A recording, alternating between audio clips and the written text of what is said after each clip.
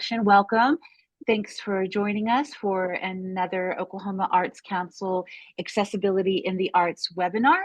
I'm Erica Wilhite. I'm the Arts Learning and Communities Director here, and I'm also the Accessibility Coordinator at our agency. So before we get started, just a bit of housekeeping. If you need to use closed captioning during this session, you can enable this feature by clicking the word "more" on the toolbox, which is at the bottom of my screen, but it will, on your screen, will also say "more," and you can enable that feature there. You can also enable the chat there as well if you would like to use the chat feature to engage with us. Please feel free to leave your cameras on or off. This might be your lunchtime, so enjoy your meal during the session. If you're eating it, I will definitely be hydrating and finishing up my caffeine during the session. And keep yourself on mute during the presentation. We will have a chance to engage our presenter with some questions and comments. Feel free to use the chat to ask those questions. We can stop and ask, or you can also use like an emoji, a raised hand emoji if you like.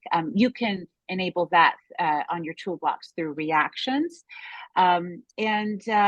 Also, let's go ahead and maybe just use the chat now to introduce yourself. If you don't mind, let us know where you're zooming in from, who you are, who your community is, your organization, and what brought you here today. We have a really geographically diverse audience today. I'm so glad that you were able to join us for the Audio Descriptions for Performing Arts Experience webinar. Okay, so today's session is presented by Deborah Lewis of Audio Description Solutions. They are consultants, trainers, and service providers. They provide audio descriptions for museums, national park visitor centers, or as well as theaters, concerts, opera, TV.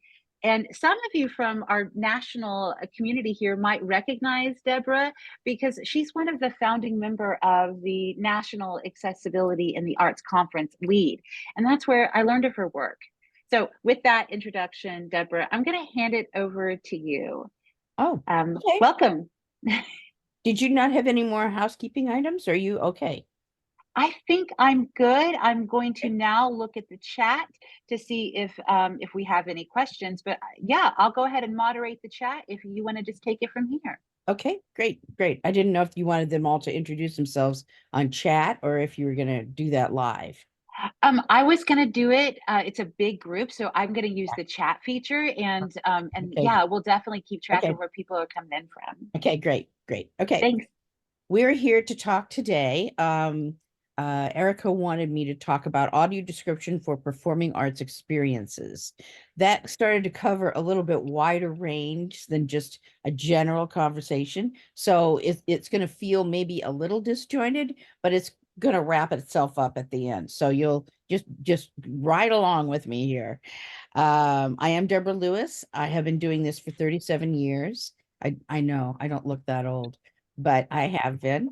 And I've loved it for that long. So if any of you do have any questions, you can talk during this, but you can also contact me later.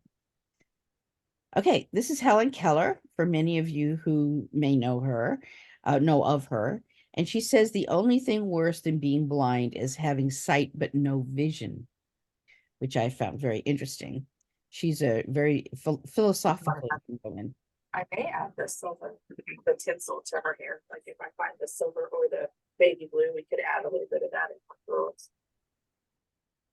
I'm sorry, was that something I was supposed to do? No, if everyone could go on mute while during the presentation, and we'll go off mute if you want to engage later. I can try to maybe mute everyone. Deborah, keep going. Okay, good. I know. So first of all, what we're going to talk about is what does it mean to be blind? Because there are many kinds of alterations of that. Blindness is a lack of vision. In the most severe cases, I'm going to move us over here just a little bit. Yeah, there we go. There's an inability to see even light. It also means that you cannot correct your vision with eyeglasses, eye drops, other medical therapy, or surgery. To be legally blind indicates that vision is no better than 20/200. So there's a variety of blindness. Low vision includes tunnel vision, the loss of peripheral or central vision, a lack of depth perception, and there are many causes of loss of vision that include injuries, infections, or medical conditions. Here are the kinds of types of low vision to total blindness. Many of you have heard of some of these diseases, macular degeneration. People are very concerned about that as we live our lives. When somebody is diagnosed with that, there are a lot of changes they have to make in their lives. Diabetic retinopathy, this is caused by diabetes. It causes eye spots. Glaucoma, it doesn't have any symptoms until there's a serious vision loss. And it's caused by complex anatomical features, and there's more of a pinhole effect. I have a friend who got glaucoma, and she was able to then, when her sister started to have the smaller symptoms, the smaller feelings about it, she was able to help her quickly because, and her glaucoma is not as bad because they were able to help her with that. Cataracts. We all have cataracts. We all do. We grow up with them. My dog has cataracts. He resents it because it's a cataract, but he's a little blind. He's stumbling into things now. So we have to do a little guide dogging of him. It's a clouding of internal lens, and it's common. It's everybody, but it gets more and more common as you get older and older. And then they do cataract surgery, and that does mean something if you have vision loss in other areas, like if you're farsighted or nearsighted. So kind of check on that when that happens and see what kind of things you're going to need to do. But basically, it clears up your vision. So there's a good thing to that surgery, and everybody does it, and it's fine. It ends up being fine. And then there is total blindness, in which all useful vision is lost. So as you can see, there's a variety of people that we talk to when we do audio description. And sometimes people will want to sit closer to the stage, and sometimes they'll want to sit further back. So you can't just assume that because somebody has a vision loss that they want to sit close. Some of them see farther back, as you can see from the variety of loss of vision. And this is just a few of them. So how do we make the things more accessible for them in the performing arts, especially, but also in the visual arts? We do audio description. And people often, when I say audio description, they think, oh, you're sign interpreting. And no, we're not sign interpreting. But it says audio in it. Yes, I know. There's an audio element to it because we have to talk. Okay. So audio description is a service for persons who are blind or have low vision, which allows them to access the visual experience of live performances, events, exhibits, and film, either through live narration or a handheld device. So a live narration would be, I sit in a booth and I'm talking into a microphone, and then you're sitting in the theater and you're wearing headsets. So there's still some mechanical equipment that you're using in order to access that voice. The handheld device comes in when you're in a museum, and there might be light fixtures that have the sound attached to them. So when you walk by, then you'll hear it in your device. Or you can switch channels around, and you can hear me talking about the bears over here, and then you can hear me talking about the bees over here. So there are several different ways those handheld devices are done. Sometimes they also tie into it, and you have a live docent talking into that handheld device. But they're all, strangely enough, they're all pretty much the same equipment. They all look exactly like the assistive listening equipment. So, and be aware that you have to be careful when you're handing this equipment out to make sure that you hand out the right one for the right thing. This service should equalize the experience of its users with that of sighted visitors versus providing exceptional or special information. Especially young new describers, they want to jump in and they want to give them everything. And they do a lot of research and they say, oh, I'm going to tell them these things. I said, no. You're here to be their eyes, and you're here to tell them things that are in the program, but you're not here to give them special information. Now, that's true to a point. When we were doing we were doing river dance, and I did feel like it was important to tell them the difference between the two kinds of shoes that they use, because people could actually see those shoes when they were using them if they were sighted. But you could hear them if you weren't, but you couldn't hear the soft ones. So I cheated just a little bit, but I thought that was worthwhile. Audio describers. Audio describers are trained to provide this service by presenting the essential visual aspects in order for the listener to share the total experience of the performance, basing this description on what they see and not on their initial impressions. That's really important. And what we basically say about audio description is that we are saying what we see. So you have to be really, really observant. You have to go through well, we'll get to that in just a second. We'll go through the three core skills, but you really have to be seeing what is really going on, that the director or the docent or whoever's put this exhibit together, or the performance together, you have to be able to say what is really going on based on what their vision is. So it's sort of you really do have to analyze things and kind of figure out, okay, what's the most important stuff? So you're doing the essential visual aspects. You can't get in everything. You really can't. I've tried. It doesn't work, and I'm bored and they're bored, and they turn me off. So just the essential stuff is good. But the main stuff, what is it really about? So that's the challenge in audio description. This is an audio describer working at a live performance. It's very hard to get an example of what audio description looks like. So there have been times in my career where people have said, let me just take a picture of you. I said, well, you have to take a picture from the back because that's kind of where it is. And what I am doing is I'm facing a stage of some sort or another, and I'm talking into a microphone. I'm also listening to myself. That's the headsets. Once in a while, I have notes. These are not my actual notes, but when we were showing this as an example, once in a while, I do a pre-show note. Well, I do them always for shows, but I don't usually talk through them during a performance. A lot of people do, but I don't. But these would be like the pre-show notes, and then we would turn that light off, and then it would be dark. But this kind of gives you an idea of what it looks like from the vantage point of the describer. And then from the vantage point of the person who is seeing the show through audio description, they're just wearing headsets out in the audience. So you can't tell them from anybody who's getting assistive listening. It's all the same.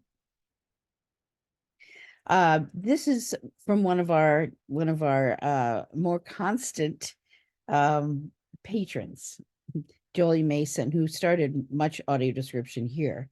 When the art of describing by trained individuals is well done, it can have this response. The description of a movie or a play was so well done, I can't remember if I saw it before I lost my sight or after it was described so vividly.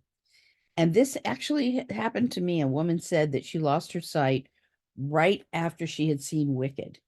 And the first show that we did at the Segestrom Theater, which was near where she lived, was Wicked.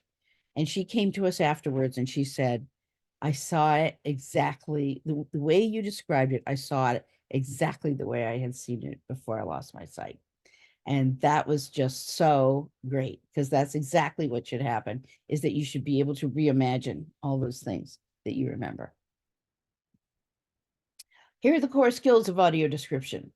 We started doing this kind of using these three core skills as an opportunity to start to train people in how to start and how to do audio description. Because before it was just kind of, we jumped in the pool and we started describing and we got feedback from our trainers, and it wasn't good and it was scary and it wasn't pretty. So a bunch of us audio describers got together and created, and what are the three core skills? What are the standards? What, how are we going to actually do this consistently, all of us together? So it is observing. And then the second part is analyzing. And the third part is communicating. So we're going to get into each of these. So observing is identifying the intentions and the visual environment as a series of actions or elements. This is where you were looking at the big picture. You're stepping into a theater. You're taking notes like nuts in the dark.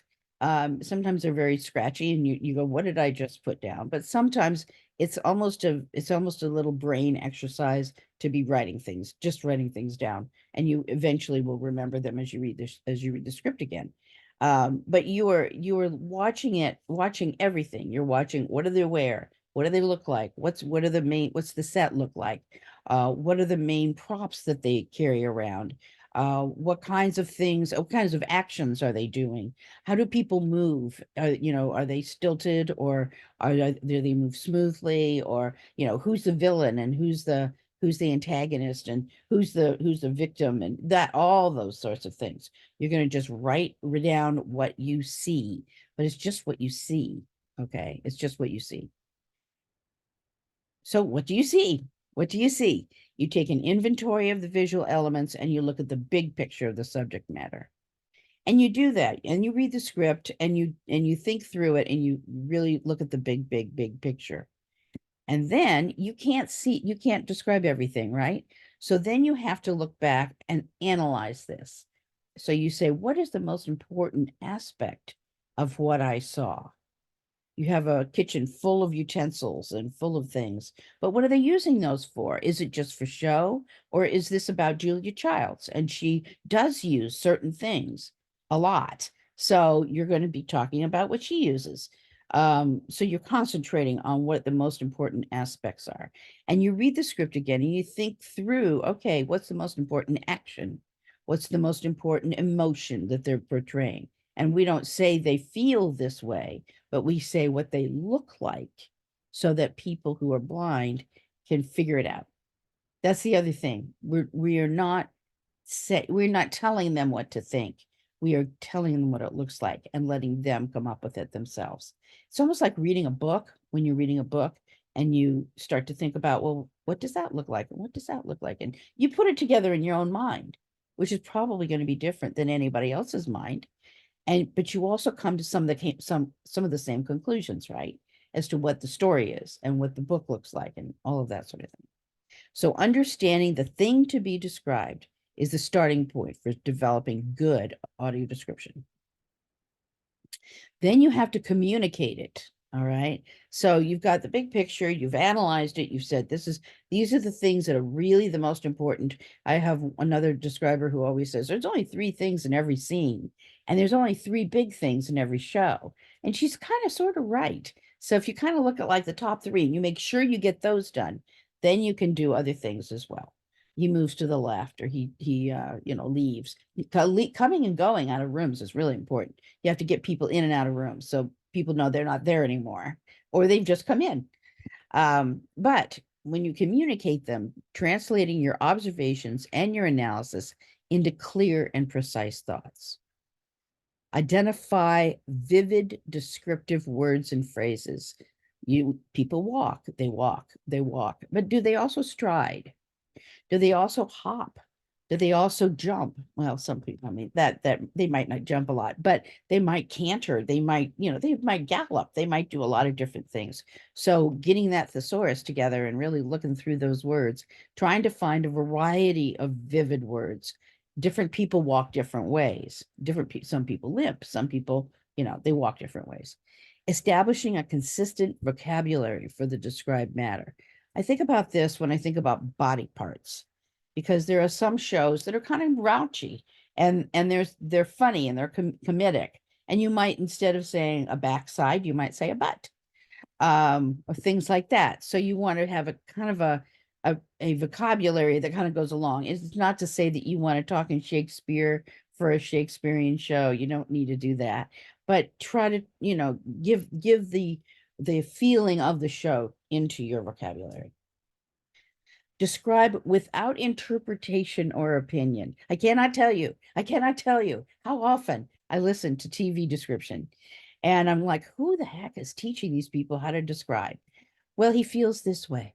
He looks at her with affection. How do you know that? How do you know that? What did he look like to make you think he looked at her with affection? That's what you need to tell me. You tell me that. He looked at her with warm eyes. He looked at her with a smile. He, something. Give me what he's doing and let me figure it out. I don't want you telling me what he looks like, how he feels. I want you to tell him what he looks like, and that's why he feels that way. Anyway, I get off on a little tangent, but it does make me crazy to hear bad description, and that is one thing that really gets me. So that is your interpretation. That is your opinion. Who is beautiful? What is beautiful? Beautiful to you is not beautiful to me. So describe what the person looks like. We'll decide. Employ words and phrases in an orderly manner, meaning if something's on the left, you say it's on the left. If something's in the center, you start with saying it's in the center, or it's on the right, or it's to the right of the couch, or it's to the left of the woman, or something like that. Because that way you're letting a person establish what something looks like and how to follow it in the room or on the set or in the scene if it's a television show. So just make sure everything is where first. It's on the right is the, to the left is the. I used to do it the other way around, and it really actually doesn't work very well that way. It's really ironic. Once you start getting into on the right, on the left, it really works very, very much better. So eliminate extraneous information and language. This is, we talk, when we talk, we have a lot of extraneous information that we say to people, or a lot of extraneous information and language, a lot of little bitty words. Take all those out. Take all those out. We don't need to say full sentences. We can't say full sentences. We're only talking within blank spaces, which, as you know, in television shows, sometimes there's a little more space, but in plays, very definitely not. They don't breathe a lot. They just keep moving. They just keep going, especially in some that are very talky. So you have to kind of find, oh, I can do 3 words right there. He moves. She sits. Things like that. I often, if you can do a whole sentence, great, but practice doing very, very tight sentences. I guarantee you, you'll start to write differently too. My writing has gotten so much different now.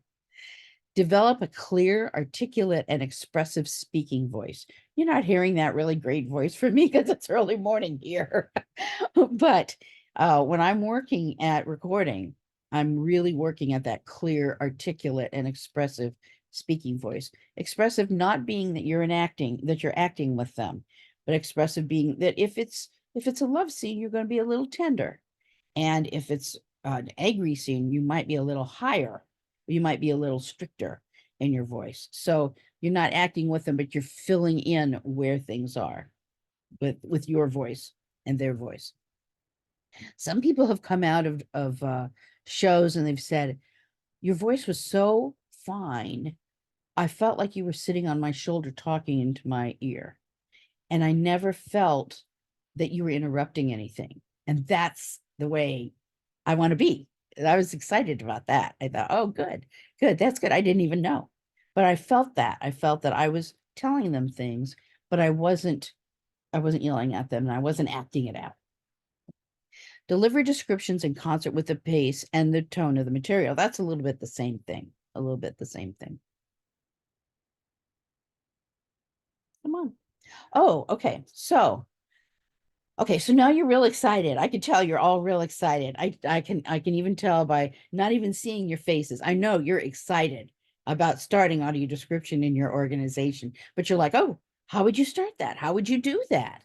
And I know that you guys might not have a lot of audio describers in Oklahoma, but that doesn't mean you can't have them.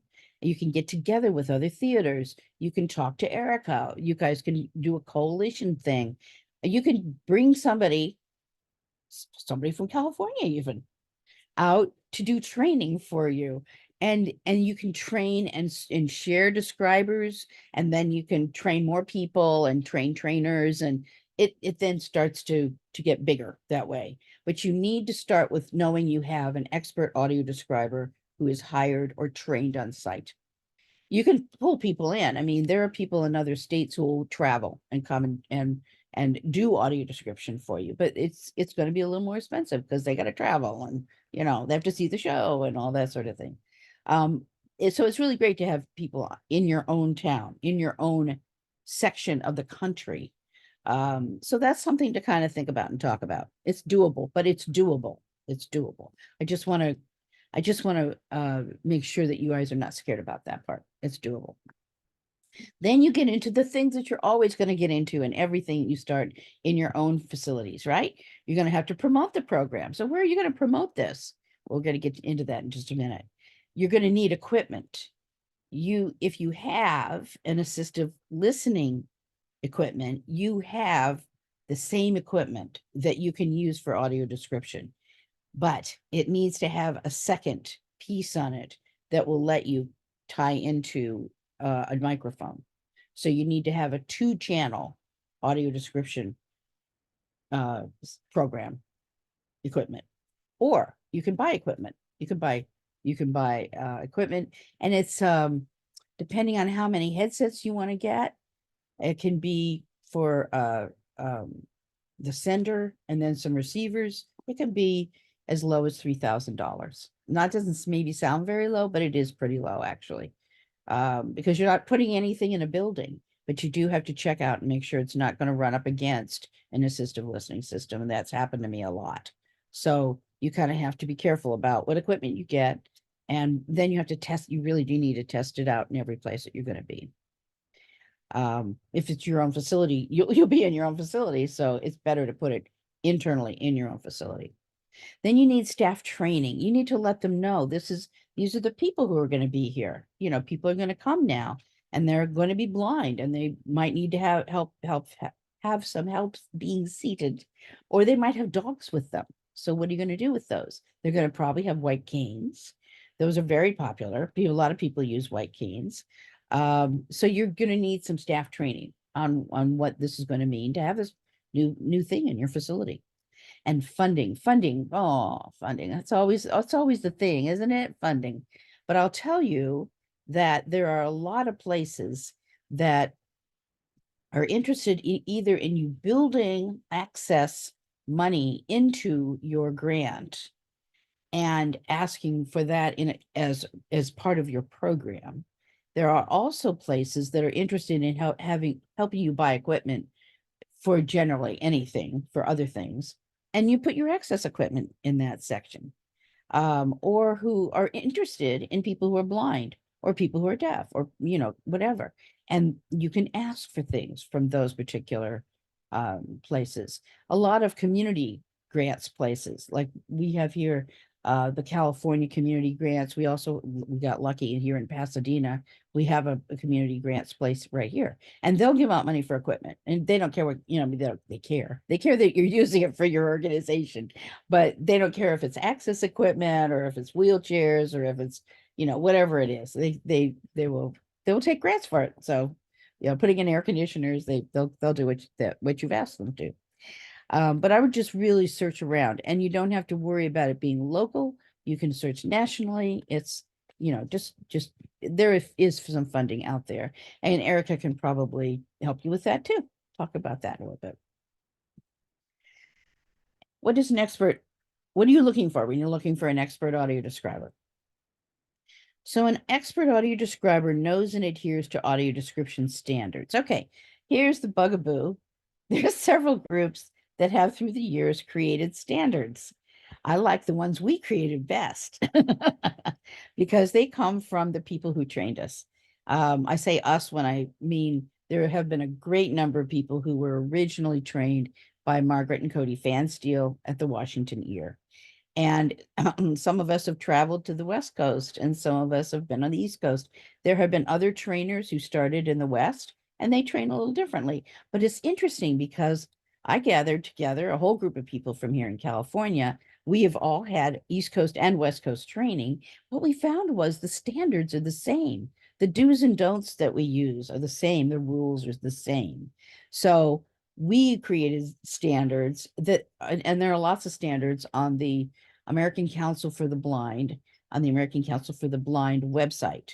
There are several different groups of standards, but if you really read through them, pretty much the basic stuff is the same. So, but an audio describer needs to know what standards they follow. It's really good to have somebody who's had some years of experience as an audio describer. It takes practice. It takes practice. I've been doing this for 37 years. I'm still nervous when I have to do a new kind of a show or an opera or, something I have never done before. And dance freaks me out a little bit because I don't dance myself, but I'm learning new dance now and we're training on dance now. So I feel a lot better. You also want somebody who works well with other describers, colleagues, and staff. And you want somebody who listens and adapts to the needs of the client. Now, we as describers, we know what we're supposed to do. We really do know what we're supposed to do. And we follow along. And I was doing Hamilton once.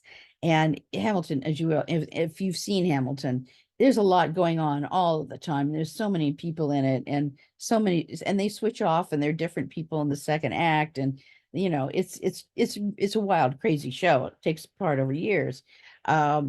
But at the end of the first act, an usher came into the booth and said, the woman who is listening to you, she appreciates what you're doing, but all she wants to know is who's coming in and out. That's all she wants. And I was like, in my head, I thought, oh, I hope she's the only one here today. Luckily, she was. And that's all I gave her for the second act was where people are, who came in, who came out, who came in, who came out. That's all she wanted. And that was fine. So to listening and adapting to those needs is fine, as long as you know that the expert audio describer will usually follow the rules and do everything else as well when you need them to. What does an expert audio describer know? They're aware of the audience and what types of needs they have. Sometimes we're not aware of individual audience members. Once in a while we are, but most of the times we're not. So we're generally aware of what types of needs they have for audio description. They have the core skills necessary to create clear, precise audio description for any live performance. And they describe what they see and they describe it objectively. And once you start to listen to audio description, you'll know exactly what that sounds like. If you listen to an audio description and you go, I have no idea where they are or what they're talking about, it's not describing it objectively, probably, and it's also not clear. Okay, so you got audio description now in your organization. Yay! So what you then need on top of all the other things is, as we were talking about the different kinds of things, you need your audio describer. So that's what we've just talked about. So promotion, you already do probably marketing materials. You do programs, brochures, social media, website information, put audio description in there. Just add it like you add other things, concessions, audio description. And then you can also promote it to organizations that serve people who are blind or have low vision. A lot of people start to talk to doctors who serve people who are becoming blind. I don't know how beneficial that is. There are lots of doctors and sometimes they don't get into programmatic stuff. So I would talk to your doctors and I would also talk to other blind people in your area and say, where do you get your information? And that would be helpful to you. Equipment. You can rent or purchase a system that will enable a describer to speak into a microphone attached to a transmitter that reaches the patron wearing a headset attached to a receiver. Does that make sense? Everybody has two pieces. This should not be on the same frequency like we talked about as the assistive listening.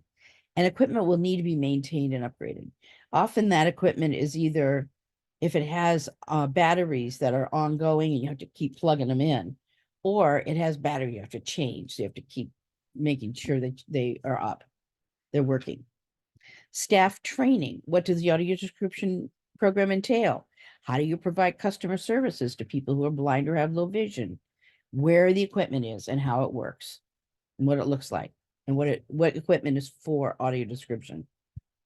Funding. So we talked just about that a minute ago, but foundations, state and local arts councils, commissions, and individuals who are interested in access issues. You sometimes probably have some individuals in your community you may not even know yet that might be interested in helping out with this. Okay. How are we doing for time? Are we doing okay? We're doing okay. Okay. We're good.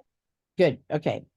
So you can see how this is, you know, we've gotten all the programs, and now we're going to talk about, we were originally, this was just really going to start to be performing arts, but I added some things at the end, so you'll get more. We get a little more. But this starts with, what performing arts experiences have live audio description? We're going to do a little talking with each other in the midst of all this. I don't know if you recognize this. This is Mamma Mia. So this is like a set you would describe, and you would describe the people, and you would describe their outfits, and the colors in this particular show are always very vivid. They're vivid colors. So you get a chance to kind of look and see what sort of things you'd be describing. This is, I think this is the curtain call, but because you don't usually take pictures during the show. But that gives you a sense of it. So one of the things, and one of the reasons why audio description got started was that people were starting to go to theater. They were going to live theater, plays, musicals, live theater. They were going to touring theater. And this was in Washington, D.C., which is where the radio reading service was that the fan stills were at. But this was in Washington, and they were starting to go with their friends who were from the radio reading service, and their friends were whispering in their ears, telling them what was going on. And so the fan steels got together and said, yeah, that's disturbing to audience members. We need to figure this out. And we need to also figure out a template that these describers should use, so they're not just telling them what they think and telling them what they're seeing. So they did that, but it really had its base in theater. Live descriptions especially did. Some people do, some people now have recorded audio description, which makes me smile, because you can't really do it recorded because things change. Even in big Broadway shows, they take out scenes, they move things around, they find that things don't work, and they stop doing that, they do something else. But overall, when you're thinking about places like Broadway, where you have a lot of tourists, it's probably pretty efficient for them to have a recorded audio description because it works with the lights. And that way, people can actually come to any show and have it be audio described for them. We have recently been told, you know, and talked to people who are doing Gala Pro, which is recorded audio description and also captioning on your phone. It's kind of a little bit of a miracle. You know, it's like, how cool is that? But what we found when it got established in some of the theaters here in LA, I said to people, well, does that mean you don't want live audio description anymore? They said, oh, no. We want you. And they keep getting, like, other people ask for us to do several shows instead of just the one that we were assigned to. And I said, why? And they said, because you guys are really live. You're more efficient. It's a live show. It doesn't make any sense to only have a recorded thing when you have live describers in your area, you know. So that, yay, we did not lose our jobs. I was so happy. Yay. But there are those things, and they are possible. They are possible. And if you choose to go that way, especially if you're a Broadway touring house, not all Broadway shows are Gala Pro'd, but if you are and you choose to do that and get the equipment, you know, that provides a service too. So there is live theater. I got off on a tangent. I didn't mean to do all that, but there you have it. Okay, so live theater, plays, museums, and theaters. Now, here's a dance group. This is actually Catherine Posen's dance group. She's not dancing anymore, but there are lots of people who still dance in her group, and it's an interesting composition, isn't it? And then on the other side, you have an opera, and this is Magic Flute.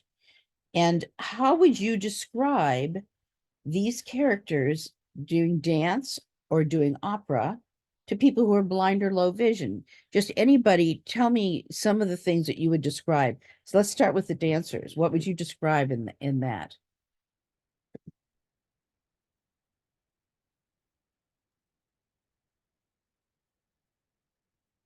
Hi, this is Ashley. I would start describing their costumes, the position of the composition of where everyone's standing or position themselves. Okay. and their costumes being like all the things that are flowing off of them as well as what they're wearing, right? How would you describe their bodies?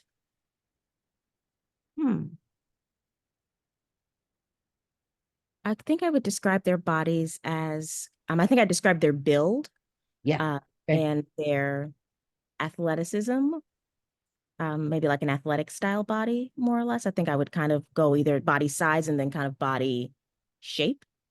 Okay. Okay. Okay. So we're seeing a lot of muscles in here, right?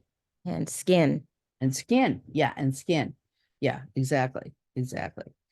And we would probably also have an opportunity to describe faces and describe heights and that sort of thing. Yeah. Yeah. Okay. What about the people on the who are dressed for the opera? What would you describe about them? Anybody? Anybody?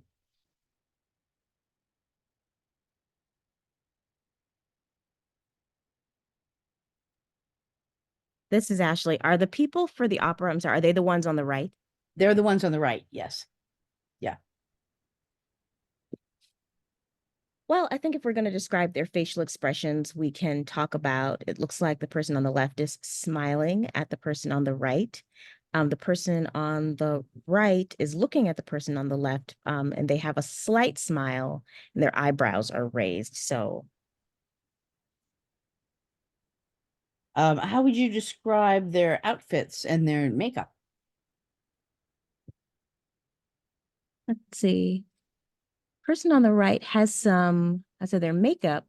I can see that they have some green and orange paint on their faces. Mhm. The person in the green is wearing, it looks like a build hat, a hat with like a brim, like almost like a fancy baseball cap. And then they're wearing like a green shirt with feathers sticking out of it. There's a long, I said I would want to, I have some questions. I said, for Okay. if I could speak to someone. I said, looks like the person has an instrument hanging from their neck. Yep. Looks like they've got some kind of grid Yeah. hanging over their body. Um, I don't know how detailed you want me to be here. I don't want to take away opportunities from others if anyone else wants to jump in here. But that's where I'd start. Yeah. Yeah.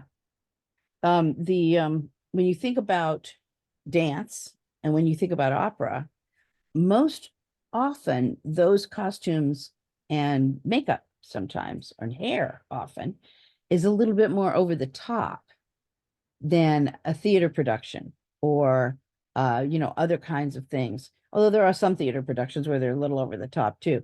But for the most part, if you're going to be doing a straight play and it's supposed to be in a house somewhere in Oklahoma or something. Oh, Oklahoma, yes. You're gonna expect that people are gonna look like they look in real life. But if you're gonna do it in Neverland, you're going to have a whole different feel for that, right? And I think opera and musicals and dance, sometimes you do have the opportunity to get a little bit more outlandish, so the descriptions can be a little bit more outlandish, a little bit. Yeah, because his makeup of being orange and green is not what you would probably have in most productions. And yet on the other side, his partner she almost looks like she's got some feathers coming off of her as well, but she doesn't look quite as over the top as he does, because she's a different kind of a bird or something. So, but she's got feathers too. She has some feathers too.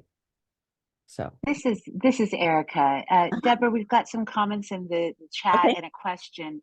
Okay. Someone is describing the animals as abstract, Oh, using this descriptive abstract. Someone else is saying possibly a swan, an alligator, and for the dancers, a dancer I know who is a dancer has mentioned that it's a lift, and so they're describing the actual movement, the dance movement. And a question, Deborah, is does the audience have a feel for the vibe of the show already? Are there some assumptions we can lean on when we're describing? Oh, that's interesting. Yes, that's interesting. Well, one of the things that we do for the audience ahead of time is that we do what we call pre-show. We used to call them program notes, but we really aren't reading from the program. We call them pre-show notes, and we actually describe the characters and the costumes to the consumers, the patrons ahead of time, as well as the sets. So they do have a kind of an idea of what things are going to look like before that curtain opens. And then we do, if it's a long lot, if it's a lot of stuff, like there might be in a long musical or an opera or something, then we would do the second part during the intermission for those folks for the second act. But we would have already given the description of these two beings, and we would have said if they are already labeled something, or if they're fantastic, there might be a fantasy kind of an animal, in which we would just describe them and let their imaginations run wild, because that's what the people who wrote the opera said they wanted. I think these are like papageno, which are birds, I believe. I think I haven't actually seen that opera, but yeah. So that's, yeah. But ahead of time, they would have some idea. Yeah. This is Erica again, and there's a question: who writes the pre-show notes? The audio describer does. The audio describer, when we go to see a show, one of the things that we're taking copious notes on is how do the characters look, and how does what costumes are they wearing, and that sort of thing. We also then use the internet, because for a Broadway tour, there usually are pictures of it. Or we ask the theater, do you have any publicity pictures if it's their production? And there usually are some that we can kind of go by. It's hard to remember everything, every little detail about people. And we describe faces and facial features and costumes and height and weight, not weight necessarily, but body build and that sort of thing. So, if it's a big cast, it's really, you can't remember all of them, even if you're writing them down. But yeah, so we do that ahead of time. Yeah. And we do we do. Sometimes they take a long time. Did I get the others? Did I get the others? I think there were several others at the very beginning. I'm seeing a comment come in. This is Erica. Part of the challenge of describing a piece like this accurately is also not introducing mistakes or inaccuracies. So there's a comment. And then a question is, what is your experience of a live performance audio description with children? So if you want to address maybe those two comments and question. I'm not, what would you say the first one again? I'm not sure Yeah, what you're referring to. It's a comment about how this could be challenging because you could describe a piece inaccurately, and maybe interrupt, the vision or the actual. You may be inaccurate. Well, I suppose so, but if you're doing your job right, you are reading the script, number one, so you know what the base is. And then you are watching the show to see where the vision of the director is. And that is where you can then be accurate, is to make sure. I think I lost Erica. Oh no, there you are. That's where the vision of the description of the show becomes accurate, is when you're really launching into the vision of the director. If you can't perceive that well, yes, then that is a problem. But Okay. hopefully somebody will evaluate you and say, no, that wasn't what the show was about. You did that inaccurately, and then you will learn how to do that better. In terms of children's shows, I actually haven't done a lot of children's shows, which is interesting, but we've talked about children's shows a lot, and I've actually pulled out some recordings, and I've worked with people who do children's shows, and you just have to kind of use the language a little bit differently, so you don't get as elaborate as you do with adult shows. You have to that's where you really watch your language and you use smaller words, and you don't get into a lot of hefty details, and you just have to be very, very clear and also very short, very short. Okay. Thank And you, Deborah. And I did see Ashley's hand up and it did go away. I'm just giving you an opportunity, Ashley, if you wanted to chime in with a Oh, follow-up. I can. I just wanted you to know that that was a comment from me, Deborah. I think as we were talking through, people were giving their different impressions of what the costumes were. I just said something that could be a challenge is if you, the describer, are describing this as like, oh, I think this is a swan. I find myself sometimes when describing, it's like, oh, I was like, this is just my perception when you talk about being accurate or not inserting your own opinion. It's like, oh, you really have to go back and think about, oh, why am I saying that? This may not be a swan. It could be that the director or the costume designer was really picturing it as something else. That's all I was saying. Is that yeah, it's okay, easy to yeah, introduce mistakes if you're not yeah, careful with yeah. your own perception of what's going on. Well, I'll tell you, what really helps that, don't give your perception, just say what Right. you see. Absolutely. Absolutely. Yeah. No, that was my point. That saves you every single time, because that way, if you're saying what you're seeing, and if you're seeing accurately, that's the only thing. It's like, I might not know that's a feather. I might think that's something else. Sometimes I get those kinds of words like boas, and some of those things like sometimes I'm not sure of. Those are the things I have to look up. But uh but if you're just saying what you're seeing, then you're letting them determine that. Yeah, that works out. Ashley, do I know you? Yes, you absolutely know me. I My name thought is I actually did. Braggs. You've trained me in audio description. Yes, I thought A so. few I times. thought so. Are you all right? I'm just going to interrupt just a second. Are you still in Chicago? Yes, ma'am, I am. Okay. Okay. All right. Thank you. Because I was like, her voice is so familiar. She knows so many things. Who Sorry. is Yes, this? I Is I this the said it in Ashley I know? I said it in the chat, but I don't think you probably are Oh, I really didn't. read I it. haven't read it I yet. let everyone know. I said I've been trained by Deborah, so a few times I'm Oh, that's very really good. familiar. It's so good to hear your voice. I'm glad you're still around. I said I'll let you Um, get back to your I'll, training. I'll get back to the training now. Yeah. Okay, good. Yeah. That's exciting. Okay. So this is dance and opera. These are two more pieces. What do you describe at a concert? We are now being asked. I mean, we have patrons here in LA that all of a sudden woke up and went, you know what? We want concerts to be described, popular concerts. So we've done Earth, Wind, and Fire, and several other. We've done several, and we have like 5 or 6 places now that we have contracts with, which is very exciting. And we're starting to really get into doing more of the popular concerts. But there's also pop concerts, and there's orchestral concerts, and we haven't had that much request for that unless there's something attached to it, like singers, or if they're doing a film and they're doing the music for the film and things like that. But those are things to consider as to, there are things to describe at concerts.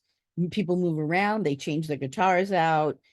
Sometimes they have background, sometimes they have color, sometimes they have other kinds of what one of the artists we worked with, he had a whole series of paintings done after on his new record album, and he played many songs from that album and showed the pieces behind him that the songs were written about. So that was pretty cool. That was very cool.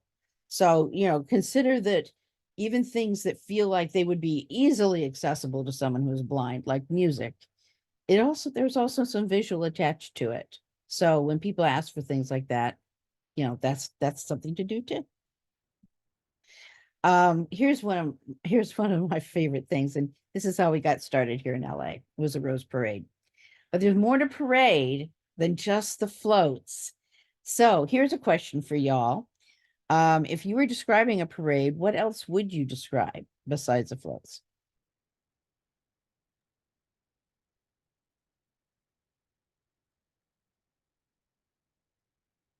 The This is weather? oh, go ahead. The weather? Yes.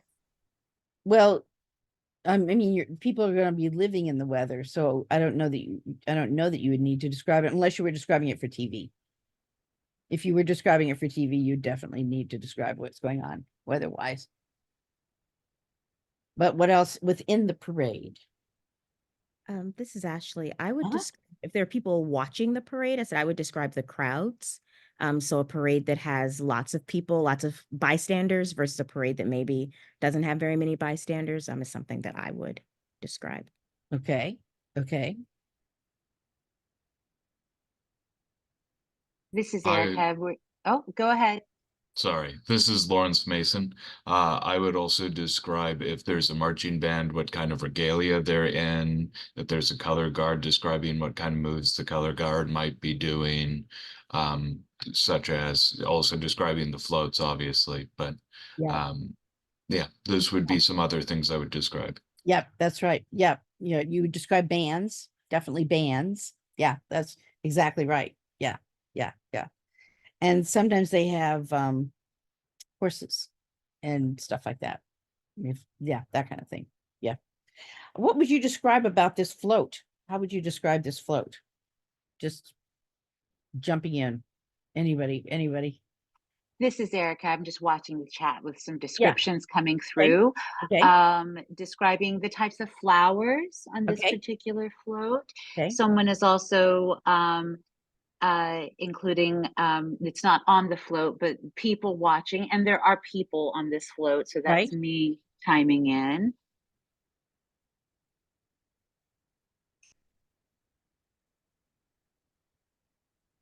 And I've got a question coming in from the chat. This is Erica still.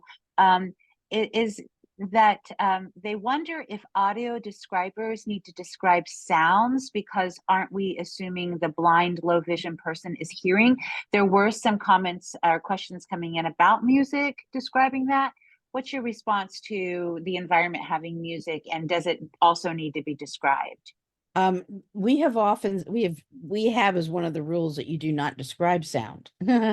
I've revised that just a bit because in today's world, we don't have the old-fashioned bell ringing. Most of us don't have the old-fashioned bell ringing on our phones that we used to always hear. There used to, remember those of you who are older, in the olden days, there was only one sound when a phone would ring, right? And you'd always hear that sound, and that would be a phone. Nowadays, everybody picks their own phone chime. Same sort of with alarm clocks, is that we pick our own alarm chime, and yet there was a distinct alarm, sound. So nowadays I've said, you don't need to describe sounds because people can hear them. But you can sometimes identify where they are coming from if it's something that is not a common sound in today's world. That makes sense. Yeah. So I would say a rotary phone, or I would say alarm clock, if it was something that they might not recognize from today. Yeah. Okay, good. Back This yeah. is Kathy Essler. I have a quick question about sound. If you're doing the audio description for instance, an orchestral performance, are your listeners, your audience, do they have a full headset on, or do they just have like a earbud in one ear? How are they capturing the live music? Yes, it depends on what they choose to do. We give them a full headset, just because that's how they come. But often they'll put one off. I put one off on one ear, and then I just let the other one be the description or any other sound that coming from, where I need to hear. Perfect, But thank yeah, you. I often listen on the other side. Assistive listenings, they often even tie in with your hearing aids. Those are important as well, especially in today's age. A lot of people. One of the other things I did want to point out about floats and things like that is they're very colorful. And this one especially, you're going to talk about the fish. You're definitely going to talk about the flowers, as we talked about, but you're also going to talk about how vibrant those fish look. And you're not going to say they look vibrant. You're going to say, they are orange and gold, and you're going to talk about their fins and how they're shaped, and where one of them is jumping up and the other two are, a little lower. And that's you're going to say what direction they're going and all that. Color is something that we do talk about, which is interesting because people say, well, but they haven't seen color. Well, some of them have, some of them haven't. So we just generally across the board, we we went through a phase a bunch of years ago where things were cherry red and firehouse red, and we finally just decided it was too much, and people are not going to know what cornflower blue really looks like. So so we're just now light in kind of a blue and dark and light blue, that kind of thing. We're trying to kind of keep it down just a little bit. But if something is really crazy gold or shining orange, we'll talk more about that too.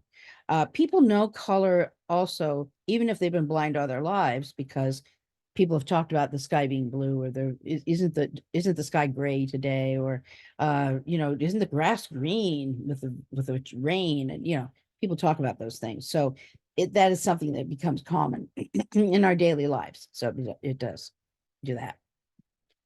Okay, so we've kind of crossed over a little bit of audio description for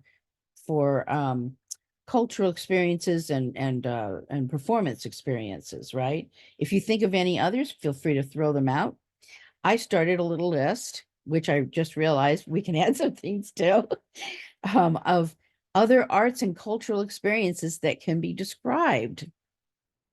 Visual arts, natural history museums, national and state parks, botanical gardens. I've been working with some people in botanical gardens lately, and they've got a lot to describe there. Science museums, historic sites. One of the places that my favorite places, as Ashley knows, aquariums. I love aquariums, and I wish more of them were described. There's a few who are, but a few are resisting. So aquariums are other good places to describe, and they've got lots of things to describe and lots of ways to do it, and and for those places, you often kind of want somebody who's on the inside, somebody who knows about the subject as well as about the audio description. So it's really good to train staff. If you all think of any others, feel free to add them to this list. This is just a very small beginning list of things that can be described. Here is a little piece, and I'm gonna have to move it over just a touch. Oops. Oh no, how do I go back? No. Oh, there we go. Okay. There we go. Okay. This is a little piece that I sometimes use as something that people can observe, really observe. What do you observe? What is your big picture here? What is the big picture? What are you seeing? What are all the elements that you're seeing in this particular painting?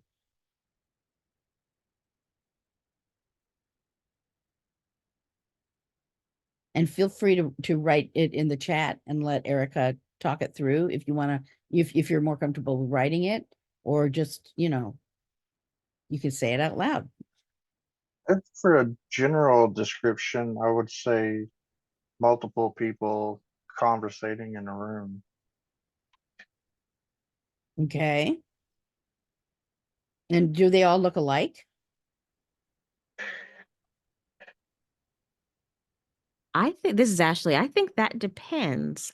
I would say yes, in the sense that they all appear to be the same ethnicity, Okay. but they're obviously different genders, different ages. I see, oh yeah, there's a little kid there. There's an older person. So in that sense, no. Something that really struck me right away, other than the fact that it's a gathering of people, is the lighting. I said it seems the space feels very dark, Yeah. which is something I would definitely include in a description. Yeah. Hi, this is Molly. I think another big and kind of important thing about this painting is the time period. Huh. It's not contemporary. It seems like mid 19th century or something like that. And I think that's very important context as well. And how did you come to that? How did you come to that conclusion? The not the costumes, but what they're wearing in the painting. Yeah. Did you notice there's a horse through the door? I did not notice that until now. Yeah, there's a horse and carriage, which is another clue, to that. But you're absolutely right. That is absolutely the right thing. And are they all wearing the same kind of outfit?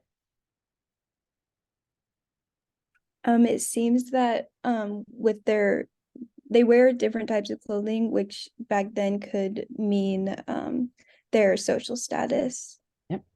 Mhm. Yep. They have different jobs. They have different things they're doing. Yeah. Yeah, definitely. Definitely. And where do you all think they are? I wasn't sure, and I said I want to say that they look. I thought it was like a bar or saloon of some type, but and I was like, is it somebody's house? I feel like this is where when you talk about introducing mistakes, I feel like this is where I would want to do so. If I had ability to do some research, I would want to do some research because I think it's easy on first blush to say, oh yeah, this is a bar, this is a tavern, this is, maybe it's the side of a what do they call those places? A stable. I don't know. But yeah, someone says tavern or roadside stop, but then which is it? So Well, the name of the painting is actually in the tavern, so I think you hit it on the head. there. Yeah, then I Yeah. guess if you did the research to find the name of the painting, Yeah. then I would feel much more comfortable calling it a Yeah. tavern Yeah. context. Yeah, definitely. Definitely. And I And think it's interesting that the dog is laying quietly yes, under the table, yeah. even when there seems to be commotion. So the dog is not getting involved with people coming in or doing any of that. No. Yeah. That's good. That's good. Yeah, and they seem to be, it seems that some of them might know each other and maybe some of them would not. Not, you wouldn't describe it that way, but you would describe some people sitting in alone and some people would be with people and things like that. I always thought here's a mistaken piece, and this mistaken piece went on for me for a long time until somebody pointed it out differently, and I was like, oh, I always thought that the woman was like one of the barkeep waitresses kind of people. And for years I thought that. For years I thought that. And I was at the place where this was originally hung. So I was like, oh, she was probably just, she was bringing him beer. But then somebody said, but what's the child doing there? And I thought, oh yeah, that's true. Why is the child there? Well, it's not her, it is her child, but this child is their child of the three of them here. That's why the light is on them. And she's trying to get her husband to come home. And he's drinking. So I wouldn't say that, but I would say a man sits at the table and I'll say how he's dressed. He holds a beer in his hand. A woman puts her hand on his shoulder. A child stands below them and then you have to decide if it's a he or a she, because boys wore these outfits too. So you'd have to decide. And the child puts his hand on the woman and on the man's knee. And then they would have to come to your whatever conclusion you come to. But I totally got that wrong for so many years until somebody pointed that out. I was like, oh yes, that's right. That's what's really going on there. So there are things going on here, but then there's just a lot of people reading and doing their own thing too. So This is Erica. Deborah, there's a question the question is, would you include the artist's comments? And Sherry, I'm going to ask you, do you mean the artist's statement or the way that they have titled the piece? Well, I'll let you respond to that, Deborah. Would you include anything that the artist has provided ahead of time in the audio description of the piece? I would do, and this is the same that we do with parades, actually, is I would do a description of the piece, and then I would either do this ahead or after. I would do whatever the name of the piece was, who the artist was, if there are any narratives about the piece as to why it was painted or where it exhibited first, or those kinds of things. I would do that either before or after the audio description. Yes, I would do that. Because that's a part of the cultural part of it. which is why why this and historic places and aquariums and, botanical gardens, they are different than a performance because they have educational content and other kinds of information. It's not just a performance that you are there to listen to it and to get something from the story, but you're not necessarily there to hear what the director had to say. Although at the very beginning, if we do have time and there's director's comments in the program, we'll read those, that's fine too. But there are director's comments in the program, not something we've researched online. But definitely these kinds of pieces, they need extra information. They need the information that they can come with. That This, is more than audio description. this is Erica again. And another question is, would you provide that even for a static exhibit that have the info already available, Braille signs, etc.? It probably would depend on the group and how long it was and how long the tour was. That if it was a live, like we were going around an exhibit and it was a static exhibit and people were going to be able to touch the Braille and they were going to be able to get that information themselves, I would say to them probably at the very beginning, do you want me to read this ahead of time or after, or do you want to just get it on your own because it's in Braille? And then we would just go with that. Yeah.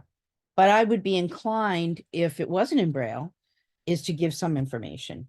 But I may not read the whole paragraph of everything if there's any other kind of material that they have in their hands or that, that they've already talked about and studied and things like that. I try not to repeat what they already have.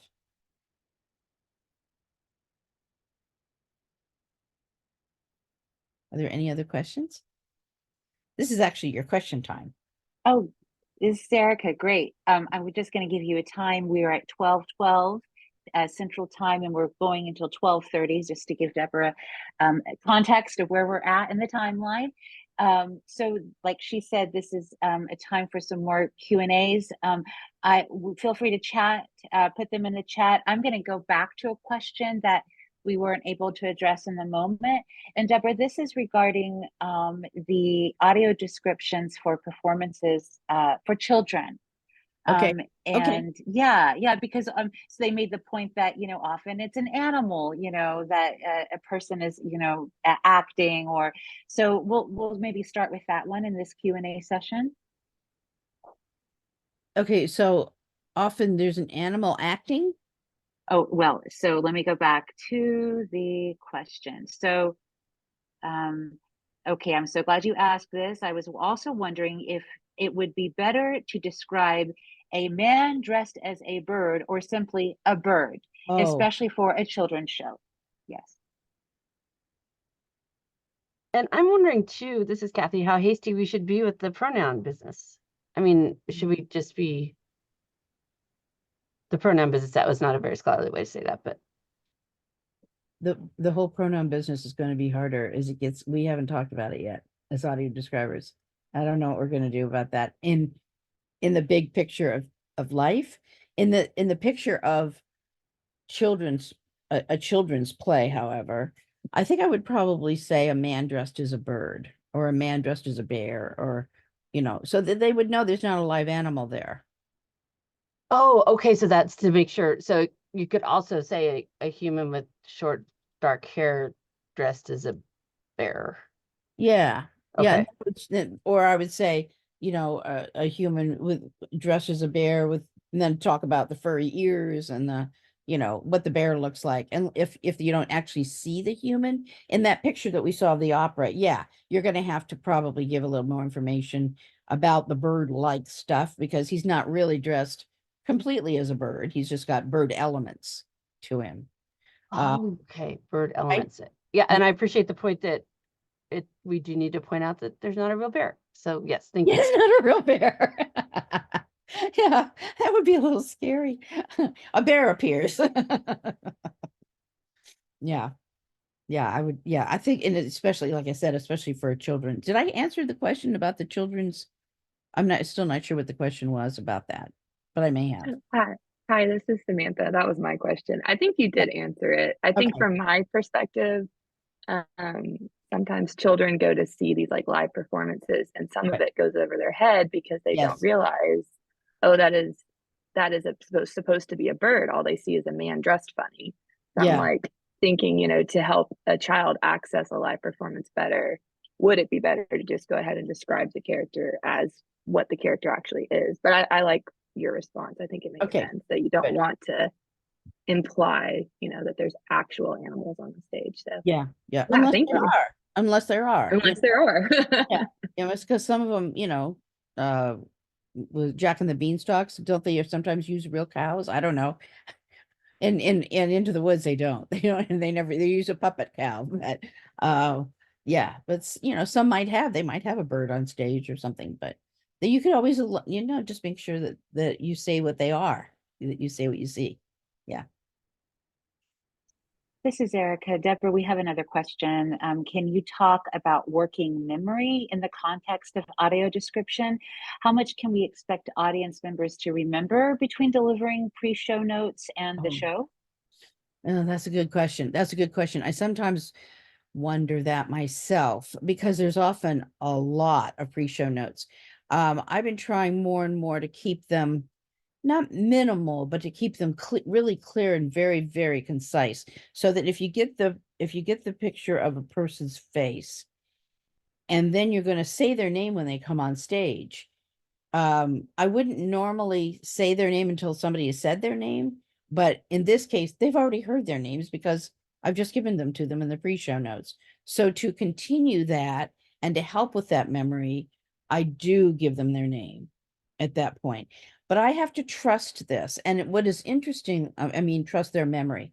And what is interesting about this, I've had friends who are blind who have said, I can do 2 or 3 things at once and I remember all of them. That's part, and I don't know if they're bragging or if that's real. But often they have said things like, I have to concentrate on things. I have to remember things all the time. And I think about that and I think, yeah, you do. Yeah, you do. We depend on our own eye memory. We depend on that to remind us about things, right? But if we don't have that, then you have to depend on your own remembrance after somebody's told you how something looks. So I just have to trust them. I just have to trust them. And if they have questions, I always say to them, I will send you the pre-show notes so you can read them at home again if you want them. And nobody's ever taken me up on that. But I do offer it, or to do it ahead of time, even before the show starts, so that they can read them ahead of time and then come to the show and I'll give them to them again by reading them aloud. Yeah. This is Erica. We've got another question. How do you organize your pre-show notes?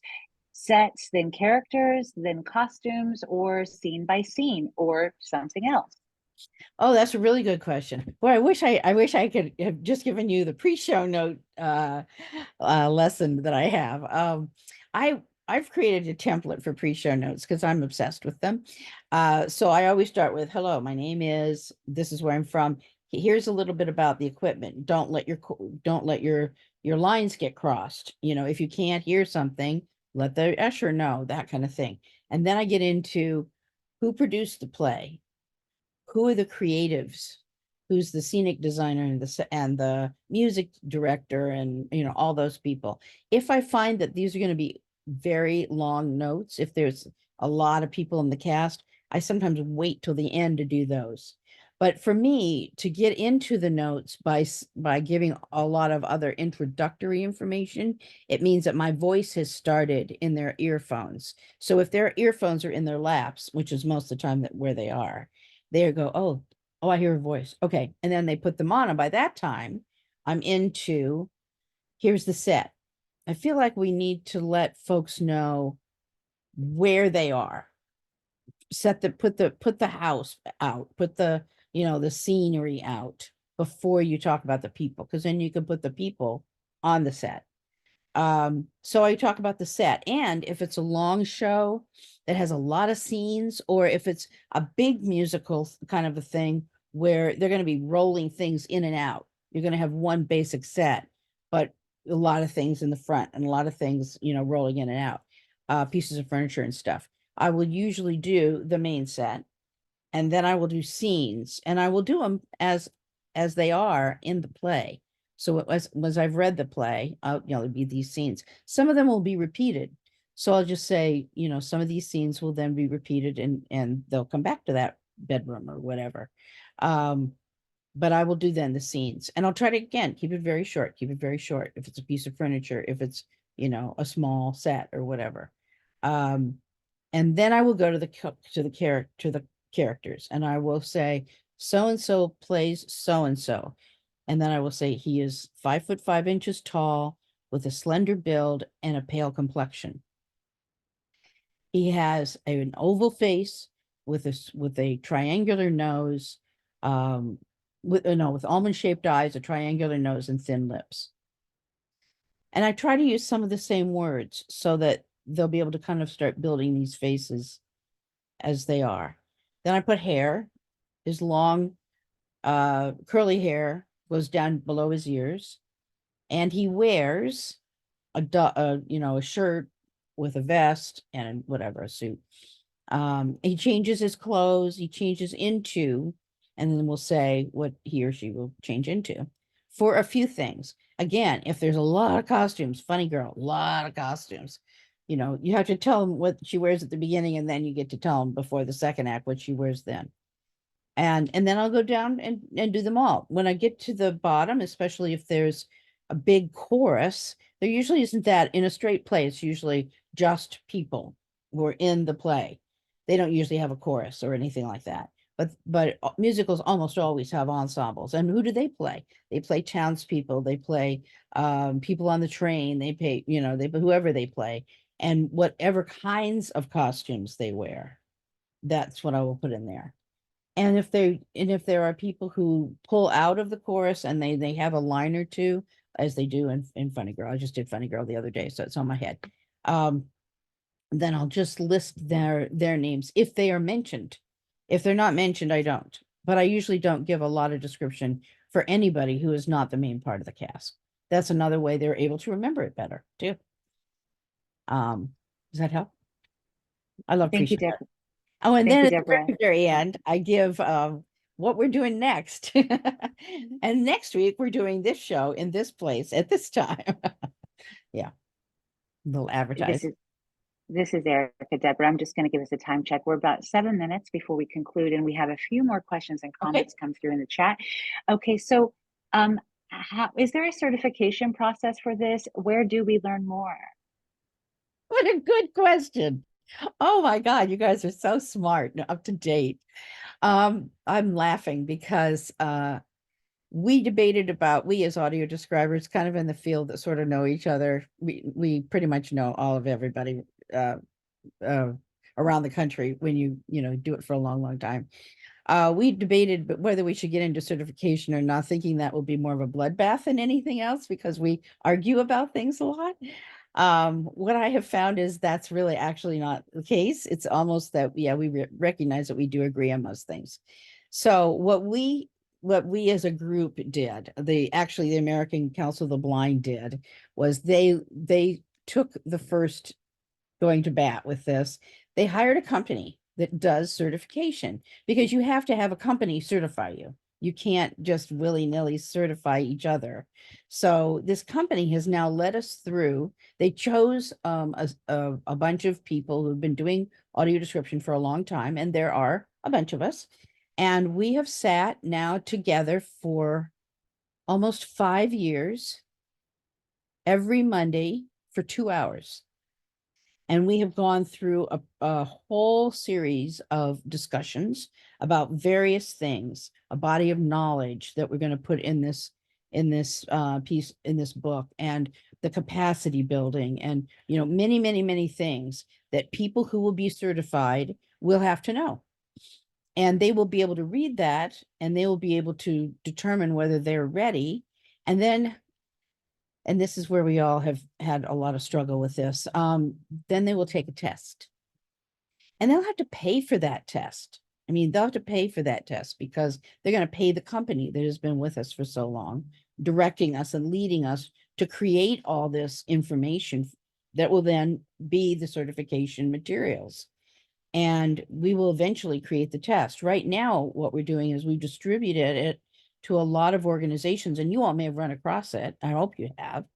And people have been giving comment, and now we're going through all the comments and trying to figure out from the comments what we need to add, subtract, work on, make clearer in all of this information that we have created through these years.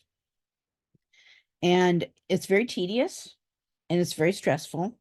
And I'm just hoping that it really is going to amount to what we want it to amount to when it happens. But at this moment in time, no, there is no certification. I think what's going to happen when people are able to be certified is that they will either choose to be certified or not, just as interpreters are choose to be certified or not. And I think that because our work, we don't like go to medical appointments or to law, to the local judging of trials and things like that. We don't do like interpreters do in terms of that kind of serious material. We're mostly describing things for people, which is not legal things or medical things or that sort of thing. So I don't know that that our audio description certification will be of that base.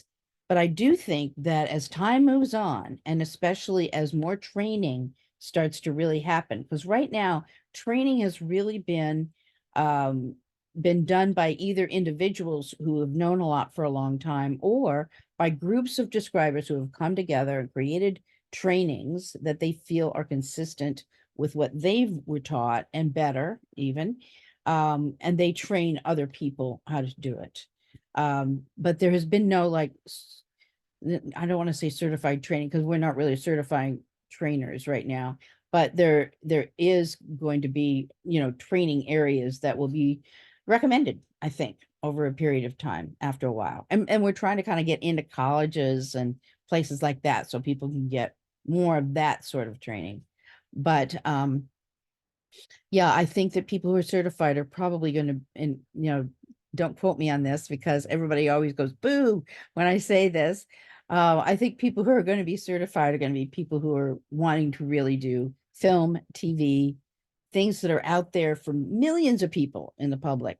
I think people who are going to do their local theater companies or talk to people in their community about what something looks like in a museum, there's not going to be a necessity for it unless you really want to do it long term and do it professionally. I think that's going to be meaningful. And there's all kinds of ways, as you can probably tell, even just from today, there's all kinds of things that can be described. There's all kinds of ways to do it. It's a little different with film than with plays, than with museums, than with, lots of other kinds of places. So you do kind of have to learn what the steps are and how to describe things a certain ways.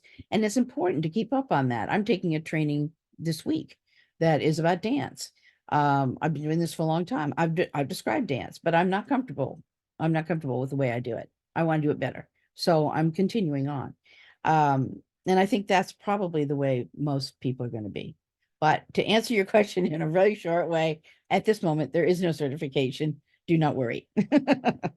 This is Erica. Deborah, we just have less than a minute left, but I think an important question to address, if you could quickly, and of course we have Deborah's contact info if we want to follow up directly with her, but in the world of live audio description, where does input from the blind community come from? With recorded AD world, blind people are often hired to do quality control and give feedback on the description before it launches. But that doesn't happen in live AD yet. So is there a fair, equitable way to incorporate this? We have worked with a lot. I think it depends on the individual organization and the describers that they work with.